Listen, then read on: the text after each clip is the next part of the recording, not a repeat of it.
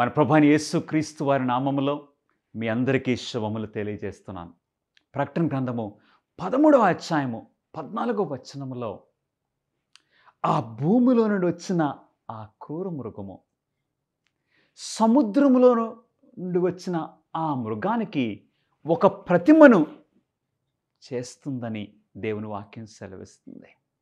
ఒక ప్రతిమను చేయటం మాత్రమే కాదు, భూనివాసులందరూ ఆ ప్రతిమను నమస్కరించినట్లు బలవంతం చేస్తుందని ప్రకటన 13 అధ్యాయము 15వ వచనం తెలియజేస్తుంది. ఆ ప్రతిమ ఏంటి? దేవుని వాక్యంలో నుండి మనం చదువుకుందాం ప్రియులారా, ప్రార్థన చేసుకుందాం. మహాపరిశుద్ధుడైన మా ఘనమైన దేవ, సర్వాధికారి, దేవాతి దేవ, మా హృదయాలతో మీరు మాట్లాడమని, మీ పరిశుద్ధాత్మను మాకు బోధకునిగా అనుగ్రహించమని మీ చేతులకు మా జీవితాలను సమర్పించుకుంటూ ఈ పరిచర్య ద్వారా యేసుక్రీస్తు వారు మహింపరచబడినట్లు నడిపించుకోమని యేసు నామములో అడిగి వేడుకొంచున్నాం తండ్రి, ఆమేన్.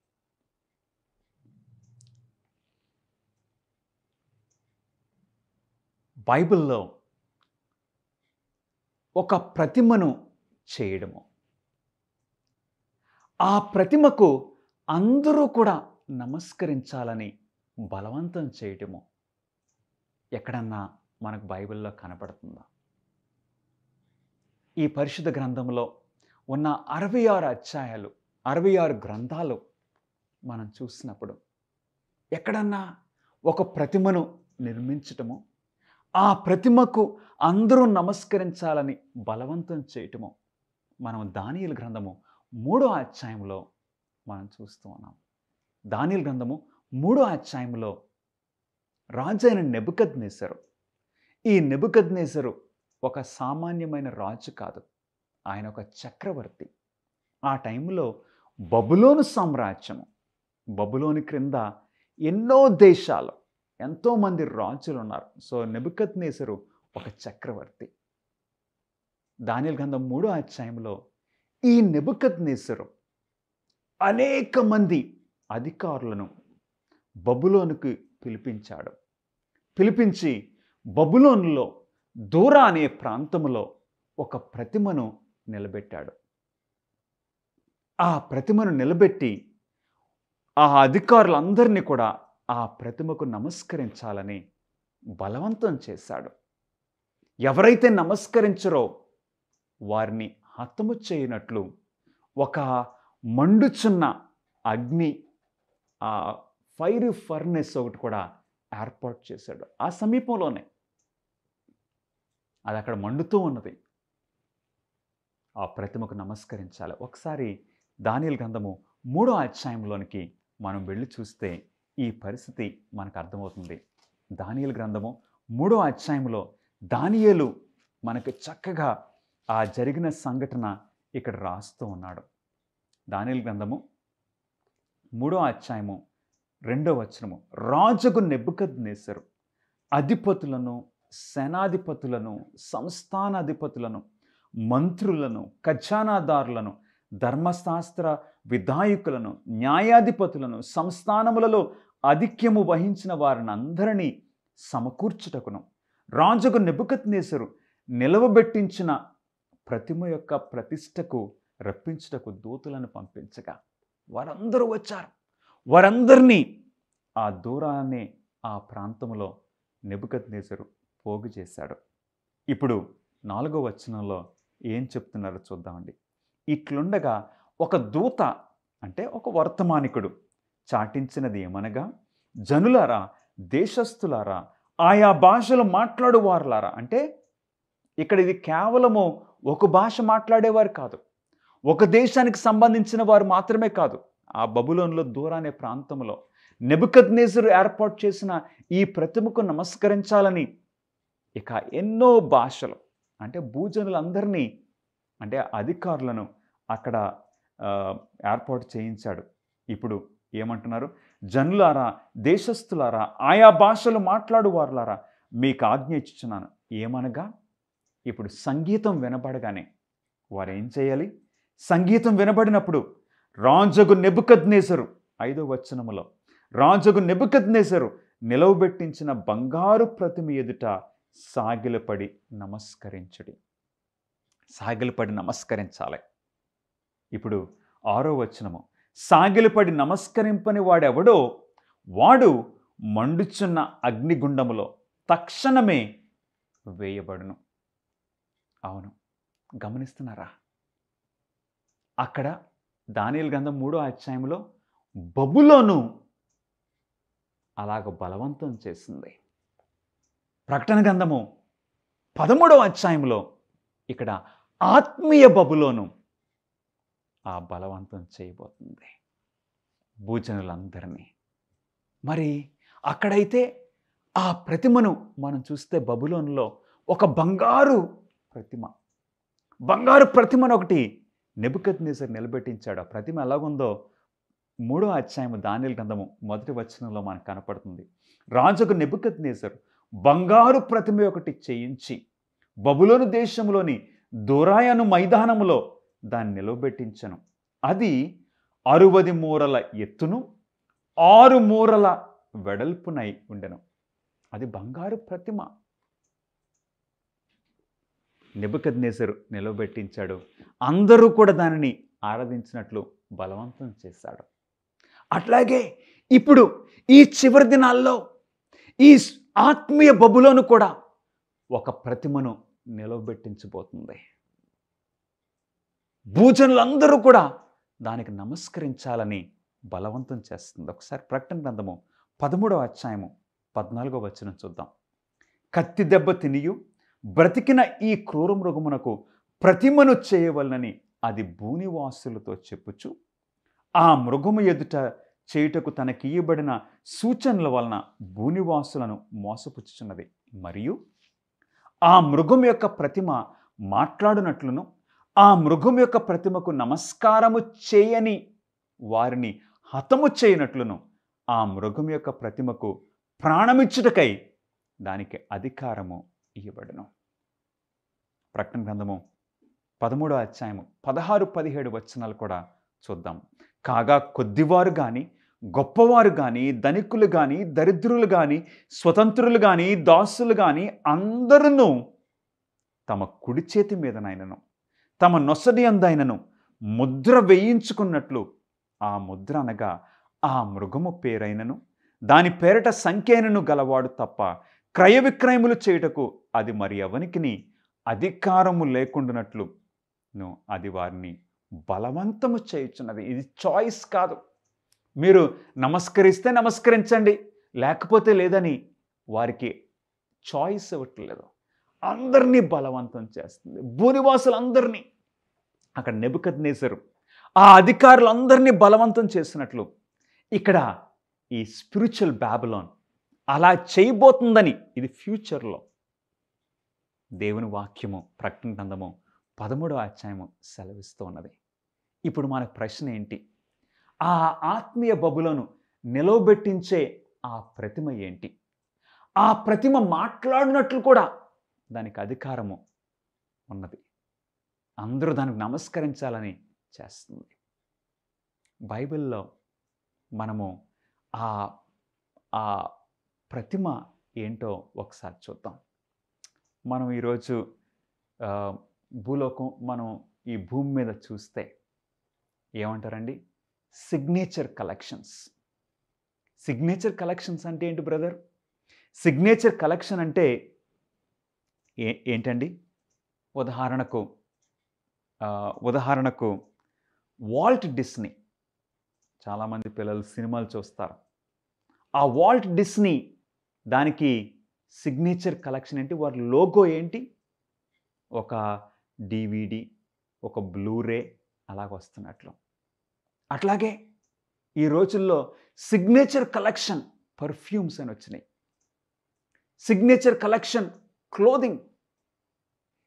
చాలా అంటే బ్రాండ్ అనమాట అండి. ఆ లోగో దాని మీద ఉండాలి. ఆ షూస్, నైకీ షూస్, ఆ లోగో చూడగానే, ఆ గుర్తు చూడగానే వారి పేరు లేకపోయినా సరే మనం గుర్తుపట్టేసేయచ్చు. అట్లాగే టీవీ ఛానల్స్కి వారి లోగో అక్కడ ఉంటుంది. ఆ లోగో చూడగానే ఓకే, ఇది ఈ ఛానల్ అని మనం చెప్పేసేయచ్చు. అట్లాగా ఒక ప్రతిమ అందరికీ కనపడేది, దానికి గుర్తు ఏంటి? బైబిల్లో ఇలాంటి గుర్తు ఏమైనా ఉన్నదా అని మనం ఒకసారి చూసినట్లయితే ఆదికాండము 4వ అధ్యాయంలో ఒక గుర్తు, ఫస్ట్ టైం ఒక మార్క్ మనం చూస్తున్నాము. ఎవరికి ఇచ్చారు బ్రదర్ ఆ గుర్తు? అవునండి, దానియేలు గ్రంథము ఆదికాండము 4వ అధ్యాయంలో ఇక్కడ కయీను హేబేలు యొక్క సంఘటన రాయబడింది. ఇద్దరు కూడా అర్పణలు అర్పించారు. దేవునికి అర్పణలు అర్పించడానికి బలిపీఠాలు నిర్మించారు. ఇద్దరు ఆరాధన చేయడానికి వచ్చారు. ఇద్దరు బలిపీఠాలు నిర్మించారు. అన్నదమ్ములు ఇద్దరు అర్పణలు తీసుకొచ్చారు. హేబేలేమో ఒక చక్కటి గొర్రెపిల్లను తీసుకొచ్చాడు. కయీనేమో భూమిలోని పంటను తీసుకొచ్చాడు, కూరగాయలని, ఆ పండ్లను తీసుకొచ్చాడు. ఇప్పుడు ఇద్దరు కూడా ప్రార్థన చేశారు. కానీ ఒకరి అర్పణ దేవుడు అంగీకరించారు. ఎవరిది? అవును, కరెక్ట్గా చెప్పారు. హేబేలు అర్పణను దేవుడు అంగీకరించారని రుజువేంటి? అగ్ని దిగివచ్చి ఆ అర్పణమును అది దహించి వేసింది. కానీ కయీను తను నిర్మించిన బలిపీఠము, తను ఇచ్చిన ఆ అర్పణ దేవుడు అంగీకరించలేదని కయీనుకు అర్థమైపోయింది. కయీను కోప్పడ్డాడు. ఎవరి మీద? దేవుని మీద కోపం వచ్చింది. దేవుని మీద కోపంతో కయీను ఏం చేశాడు? తన తమ్ముణ్ణి చంపేశాడు. గమనిస్తున్నారా ప్రియులరా? ఎవరి మీద కోపము, ఎవరి మీద చూపిస్తున్నాడు? దేవుని మీద కోపము. దేవుని మీద కోపాన్ని, ఆ ఆగ్రహాన్ని దేవుని బిడ్డ అయిన హేబేలు మీద కయీను చూపించి హేబేలును చంపేశాడు. ఆ పరిస్థితిలో దేవుడు కయీనుతో మాట్లాడుతూ ఉన్నారు. కానీ కయీనుకి ఆ విధేయత స్వభావం లేకపోయింది. కయీను దేవునితో ఏమంటున్నాడో ఒకసారి చూద్దాం. ఆదికాండము 4వ అధ్యాయము 10వ వచనంలో, నీవు చేసిన పని ఏమిటి? నీ తమ్ముని రక్తము యొక్క స్వరము నేలలో నుండి నాకు మొరపెట్టుచున్నది. గమనిస్తున్నారా? 12వ వచనము, నీవు నేలను సేద్యపరిచినప్పుడు అది తన సారము ఇక మీదట నీకియ్యదు. నీవు భూమి మీద దిగులు పడుచు దేశ దిమ్మరివై ఉందువనెను. దేవుడు మాట్లాడుతున్నారు కయీనుతో. అప్పుడు కయీను ఏం చేయాలి? కయీను ఏం చేయాలి? ప్రభువా, నన్ను క్షమించు, నేను పొరపాటు చేశాను, నాకు ఇంకొక అవకాశం ఈ ప్రభువా. అట్లా బైబిల్లో ఎంతమంది పాపులు, పాపం చేసిన వారు దేవుని వైపు తిరిగి పశ్చాత్తాపడినప్పుడు దేవుడు వారిని క్షమించడం మనం చూస్తున్నాం. దావీదును, పేతురును, మోషే, బైబిల్ నిండా ఇలాంటి వ్యక్తులు. అవును, అతిక్రమమును దాచిపెట్టువాడు వర్ధిల్లడు, కానీ దానిని ఒప్పుకొని విడిచిపెట్టువాడు కనికరం పొందును. హల్లెలూయా.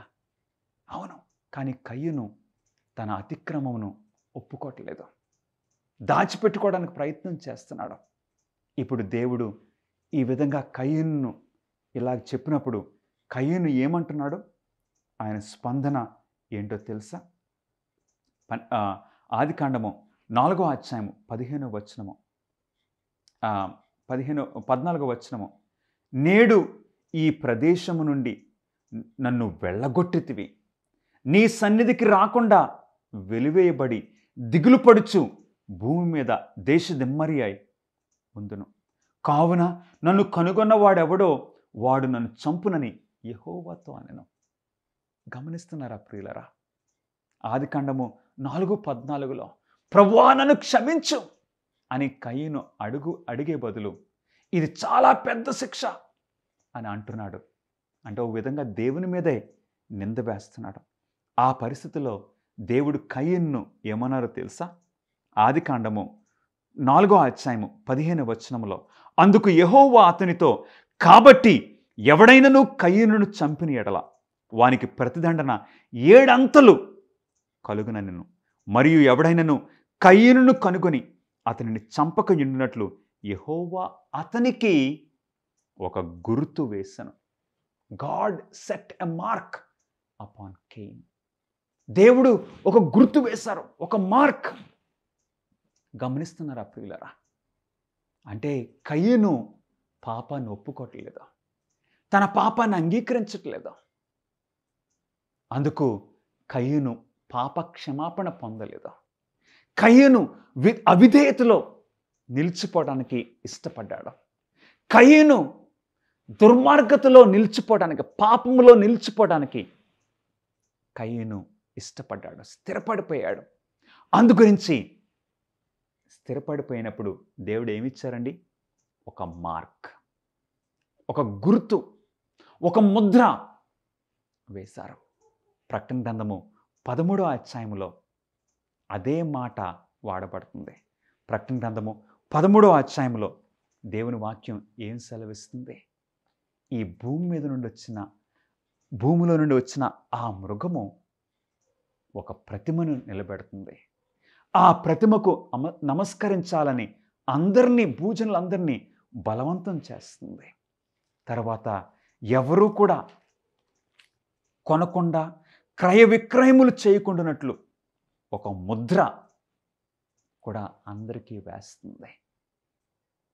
గమనిస్తున్నారా ప్రియులరా? ఆ ముద్ర కయీనుకు పొందినట్లు ఇక్కడ ఈ ముద్ర మనం చూస్తూ ఉన్నాము. ప్రకటన గ్రంథములో 2 విషయాలు మనకు ప్రాముఖ్యంగా కనపడుతున్నాయి. మృగము ముద్రని ఒకటి, ప్రకటన గ్రంథము 7వ అధ్యాయంలో దేవుని ముద్ర అని మరొకటి. మృగం ముద్ర, దేవుని ముద్ర అంటే దానిని బట్టి మనం గ్రహించవచ్చు ప్రియులరా. ప్రకటన గ్రంథము 13వ అధ్యాయము 16-17 వచనములలో ఆ ముద్ర అనగా ఆ మృగము పేరైనను, దానిటి పేరట సంఖ్య అయినను. సో మృగం ముద్ర అంటే ఆ మృగం యొక్క పేరు, ఆ మృగానికి సంబంధించిన సంఖ్య. మరి దేవుని ముద్ర అంటే మనం గమనించవచ్చు, దేవుని ముద్ర, దేవుని సంఖ్య, దేవునికి సంబంధించిన విషయము. గమనిస్తున్నారా ప్రియులరా? ప్రకటన గ్రంథములో ఈ 2 అంటే 2 గ్రూప్స్ మనం చూస్తున్నాం. ఎవరండి? ప్రకటన గ్రంథంలో 2 స్త్రీలు, ఒక పవిత్రమైన స్త్రీ, అపవిత్రమైన మరొక స్త్రీ. ఈ పవిత్రమైన స్త్రీ ఏమో ఒక కన్యకగా ఉన్నది, అపవిత్రమైన స్త్రీ ఏమో ఒక వేశ్యగా ఉన్నది. గమనిస్తున్నారా ప్రియులరా? అలాగే ప్రకటన గ్రంథంలో 2 విందులు కనపడుతున్నాయి. ఒకటేమో గొర్రెపిల్ల వివాహ విందు, మరొకటి ఆ పక్షులకి వచ్చే ఆ విందు. ప్రకటన గ్రంథంలో 2 పట్టణాలు కనపడుతున్నాయి. ఒకటేమో నూతన యెరూషలేము, మరొకటి బబులోను. గమనిస్తున్నారా ప్రియులరా? ఈ ప్రకటన గ్రంథంలో దేవుని ఆజ్ఞలు గైకొనుచు యేసును గురించి సాక్ష్యమిచ్చే ఒక గుంపు, ఇదిగో ఆ మృగం ముద్రను పొంది దేవునికి వ్యతిరేకంగా జీవించే మరొక గుంపు. గమనిస్తున్నారా ప్రియులరా? ఒకసారి దేవుని ముద్రను మనము అర్థం చేసుకుంటే మృగం ముద్రను స్పష్టంగా క్లియర్గా మనం గ్రహించవచ్చు. దేవుని ముద్ర ఏంటి? దేవుని ముద్ర ఏంటి బ్రదర్ అని మనం చూసినట్లయితే, నా ప్రియ స్నేహితులరా, దేవుని ముద్ర ఎక్కడుందో తెలుసండి. దేవుడు ఏదన్నా ఒక గుర్తు, ఒక ముద్ర, ఒక సూచన ఏమన్నా ఇచ్చాడా అని దేవుని వాక్యాన్ని మనం చూసినట్లయితే, యెషయా గ్రంథము 8వ అధ్యాయము 16వ వచనములో ఒక ప్రాముఖ్యమైన విషయము మనకు కనపడుతుంది. యెషయా గ్రంథము 8వ అధ్యాయము 16వ వచనములో దేవుని వాక్యము ఈ విధంగా సెలవిస్తుంది. ఈ ప్రమాణ వాక్యమును కట్టుము, ఈ బోధను ముద్రించి నా శిష్యులకు అప్పగింపుము. గమనిస్తున్నారా? దేవుని మాటలు, ఈ ప్రమాణ వాక్యమును కట్టుము. ఈ బోధను ముద్రించి నా శిష్యులకు అప్పగించుము. అంటే ఇంగ్లీష్లో దేవుని వాక్యం సెలవిస్తుంది, seal the law among my disciples. అవును, దేవుని యొక్క ధర్మశాస్త్రాన్ని ఒక ముద్రగా దేవుడు చూపిస్తూ ఉన్నారు. దేవుని యొక్క ముద్ర దేవుని యొక్క ధర్మశాస్త్రములో ఉన్నదని మనం గమనిస్తూ ఉన్నాం. యెషయా గ్రంథము 8వ అధ్యాయం 16వ వచనం ప్రకారంగా, seal the law among my people. అంటే దేవుని ఆజ్ఞల్లో దేవుని ముద్ర కనపడుతుంది. దేవుని ఆజ్ఞలు గైకొని వారికి దేవుని ముద్ర పొందుతారు. ఏంటి ప్రియులరా, దేవుని యొక్క 10 ఆజ్ఞల్లో, దేవుడు తన స్వహస్తముతో రాసిచ్చిన ఆ 10 ఆజ్ఞల్లో దేవుని ముద్ర ఉన్నదని ఇక్కడ యెషయా 8వ అధ్యాయం 16వ వచనం తెలియజేస్తుంది. ఈ విషయం గురించి యెహెజ్కేలు ప్రవక్త ఇంకొంచెం క్లారిటీ మనకిస్తూ ఉన్నారు. యెహెజ్కేలు గ్రంథము 20వ అధ్యాయము 12వ వచనములో దేవుని వాక్యము ఈ విధంగా సెలవిస్తుంది. దేవుని యొక్క మాటలు ఇక్కడ యెహెజ్కేలు ప్రవక్త రాస్తున్నాడు. యెహెజ్కేలు గ్రంథము 20వ అధ్యాయము 12వ వచనము, మరియు యెహోవానగు నేనే వారిని పవిత్రపరచు వాడనని వారు తెలుసుకొనున్నట్లు నాకును వారికిని మధ్య విశ్రాంతి దినములను వారికి సూచనగా నేను నియమించుతుని. సూచన, a sign, a mark, a seal. గమనిస్తున్నారా ప్రియులరా? విశ్రాంతి దినమును వారికి సూచనగా నేను నియమించుతుని. యెహెజ్కేలు గ్రంథము 20వ అధ్యాయము 20వ వచనంలో కూడా ఈ విషయాన్ని మనం గమనించవచ్చు. నేను మీ దేవుడైన యెహోవానని మీరు తెలుసుకున్నట్లు ఆ విశ్రాంతి దినములు నాకును మీకును మధ్యను సూచనగా ఉండును. విశ్రాంతి దినము ఒక సూచనగా. యెషయా ప్రవక్త ఏమో దేవుని యొక్క ముద్ర దేవుని ఆజ్ఞల్లో ఉన్నదని సెలవిస్తున్నాడు. యెహెజ్కేలు ప్రవక్త ఏమో దేవుని ఆజ్ఞల్లో 4వ ఆజ్ఞ, విశ్రాంతి దినానికి సంబంధించిన ఆజ్ఞలో దేవుని ముద్ర, దేవుని యొక్క సూచన, సైన్ ఉన్నదని సెలవిస్తూ ఉన్నాడు. అవును ప్రియులరా, ఆ 4వ ఆజ్ఞ ఏంటి? ఆ 4వ ఆజ్ఞలో ముద్ర కొండవలసిన 3 విషయాలు మనం చూడొచ్చు. ముద్ర కొండవలసిన ఆ 3 విషయాలు ఏంటి బ్రదర్? ఏంటంటే, నెంబర్ 1 నేమ్, పేరు. రెండవది, ఏ ముద్ర కన్నా ఉండవలసింది ఆ హోదా లేక ఆ పదవి, వారి యొక్క పదవి, అధికారము చూపించే ఆ పదవి. మూడవది ముద్ర కొండవలసింది అధికార పరిధి, ఆ అధికారము చెల్లే ఎంత స్థలము, పేరు, హోదా, పరిధి. గమనిస్తున్నారా ప్రియులరా? మన ప్రధానమంత్రి గారు ముద్రను చూస్తే, మన ప్రధానమంత్రి గారి యొక్క ముద్ర, ఆయన పేరు ఉండాలి ఆ ముద్రలో, ఆయన హోదా, తర్వాత ఆయన అధికార పరిధి. పేరు నరేంద్ర దాస్ మోడీ, ఆయన హోదా ప్రధానమంత్రి. మూడవది ఆయన అధికార పరిధి ఇండియా, భారతదేశానికి ప్రధానమంత్రి. అట్లాగే దేవుని ముద్రకు కూడా ఈ 3 విషయాలు మనం చూడొచ్చు.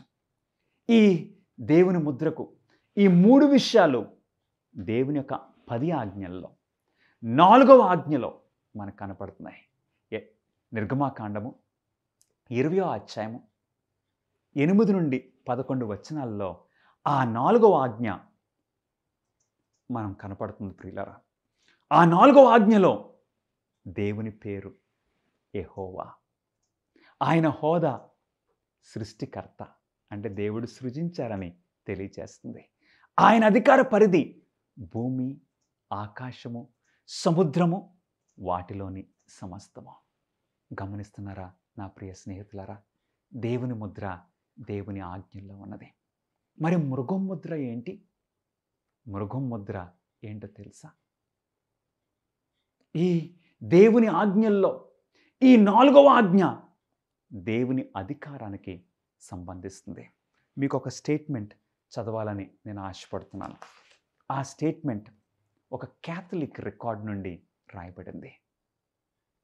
ఆ క్యాథలిక్ రికార్డ్ సెప్టెంబర్ 1, 1923 సంవత్సరంలో ఈ స్టేట్మెంట్ వారు చేశారు. Sunday is the mark of our authority. The church is above the Bible and this transference of Sabbath observance is proof of that fact. విన్నారు కదా, Sunday is the mark of our authority. Church is above the Bible. This transference of Sabbath observance is proof of that fact. అంటే మృగం ముద్ర ఏంటో తెలుసా? దేవుని ముద్రకు వ్యతిరేకంగా ఉంటుంది. దేవుడేమో 7వ దినమున నేను నా విశ్రాంతి దినమున మీరు ఆరాధించండి అని దేవుడు స్పష్టంగా తెలియజేస్తుంటే, సాతానుడి యొక్క ముద్ర ఏంటండి? దేవుని యొక్క ఆరాధనకి భిన్నంగా, వ్యతిరేకంగా ఆదివారము ఆరాధన. గమనిస్తున్నారా ప్రియులరా? ఇది ఫ్యూచర్లో ఒక ముద్రగా రాబోతుంది. అందరూ ఇక ప్రకటన గ్రంథము 13వ అధ్యాయము 16-17 వచనాల ప్రకారంగా ఎవరైతే ఈ ముద్రను పొందుతారో, ఆ ముద్రను స్వీకరిస్తారో, వారి నొసటి మీద, వారి యొక్క కుడి చేతి మీద ఆ ముద్రను పొందిన వారు మాత్రమే క్రయ విక్రయములు చేయుటకు అధికారం ఇవ్వబడుతుంది. ఆ ముద్ర పొందని వారికి క్రయ విక్రయములు అంటే కొనడము, అమ్మటము. ఎవరైతే ఆ ముద్ర పొందరో వారు కొనడానికి వీల్లేదు, అమ్మటానికి వీల్లేదు. గమనిస్తున్నారా ప్రియులరా? ఇది ఫ్యూచర్లో బహు త్వరలో రాబోతుంది. అందు గురించి దేవుడు మనకు ముందే తెలియజేస్తూ ఉన్నారు. ఈ రోజున దేవుడు పిలుస్తూ ఉన్నారు, నీవేం చేస్తావు? ఆ ముద్ర వచ్చినప్పుడు, ఆ చట్టము వచ్చినప్పుడు నీవేం చేస్తావు? ప్రియ సహోదరుడా, సహోదరి, నెబుకద్నెజరు ఒక ప్రతిమను బబులోనులో నిర్మించి ఆ ప్రతిమకు అందరూ నమస్కరించాలని బలవంతం చేసినప్పుడు 3 యవనస్తులు ఆ ప్రతిమకు నమస్కరించము, దేవునికే మేము నమస్కారం చేస్తాం.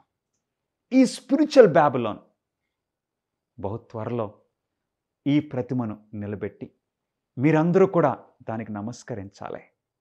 దాని ముద్ర తీసుకున్న వారు మాత్రమే క్రయ విక్రయములు చేయగలరని చెప్పినప్పుడు షడ్రక్, మేషక్, అబేద్నెగోల వలె ఇక్కడ కూడా ఈ టైంలో కూడా కొంతమంది నిలబడతారు. నీవే గుంపులో ఉండాలని ఆశపడుతున్నావు ప్రియ సహోదరుడా, సహోదరి? ఆ మృగం ముద్ర, ఎందుకంటే ఆ పోపు యొక్క పేరులో ఆ మృగం ముద్ర మనం చూడవచ్చు. ఆ పోపు యొక్క పేరులో ఆ 666 మనం చూడవచ్చు ప్రియులరా. ఈరోజు దేవునికే నమస్కారం చేయాలని నీవు ఆశపడుతున్నావా? దేవుని ఆజ్ఞల ప్రకారంగా జీవించాలి. దేవుని బిడ్డలలో భాగంగా, ఆ రెమ్నెంట్లో భాగంగా ఉండాలని నీవు ఆశపడుతున్నావా? అయితే తలలు వంచమని నేను కోరుచున్నాను, ప్రార్థన చేస్తాను. మహాపరిశుద్ధుడైన మా తండ్రి, మాతో మాట్లాడినందుకు వందనములు ప్రభా. ఈ విషయాల గురించి మేము ధ్యానించినట్లు నాయనా, నీ పక్షమనే మేము నిలబడినట్లు నీ కృప మాకు దయచేయమని మా ప్రభువును మీ ప్రియకుమారుడైన నజరుడైన యేసుక్రీస్తు నామములో అడిగి వేడుకొంచున్నాము తండ్రి. Amen. God bless you friends.